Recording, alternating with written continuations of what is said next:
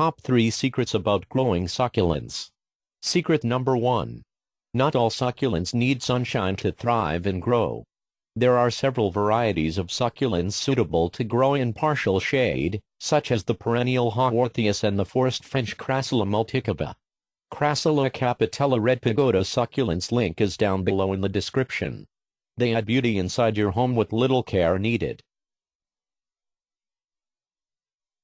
Secret number 2. Succulents do indeed need watering.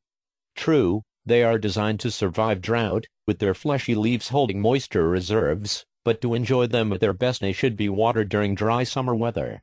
The rule is once every 7 to 10 days. Secret number 3. People make the mistake and use peat when planting succulents. They do need well-drained soil. You can add river sand and compost to heavy clay soils. In containers, use a sandy and light compost mixture with stones at the bottom of the container to ensure good drainage.